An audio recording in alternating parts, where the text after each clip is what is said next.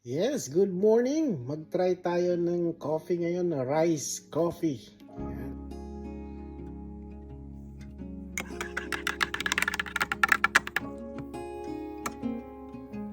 Ayan, inom tayo ng kape. Alam mo yung kape, matampuhin ang kape. Pag iniwan mo ng mga ilang minuto, lumalamig.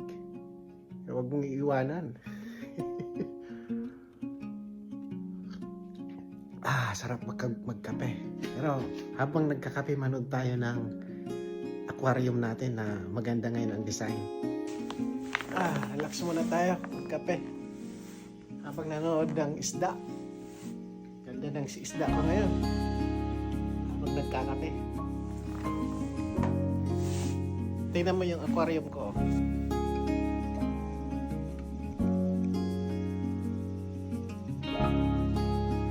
Merong isa na naka-quarantine. Very aggressive. Kaya habang nanonood tayo, nagre-relax. Tapos, nagkakape. Aquarium kasi hindi lang siya decoration. For some people, aquarium is about relaxing. Reliever. Yung bang na iinganyo ka sa sayaw ng mga isda, laman ng isda. At itong cichlid, very magandang personality nila dahil nakikilala ka nila na nag-feed sa kanila. So parang may isip. Ang sabi nila, they have 5 months of memory. Kaya pag yun lagi mong ginagawa sa kanila, natatandaan nila. Tingnan nyo ulit ang isda.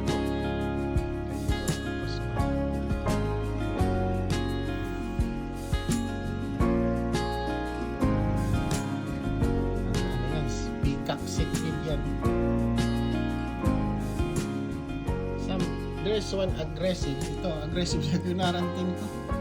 Time out ka na. Aggressive ka. Ano? Liliit pa sila. Pinakatsa pa nila ang color nila. Kaya habang lumalaki sila, gumaganda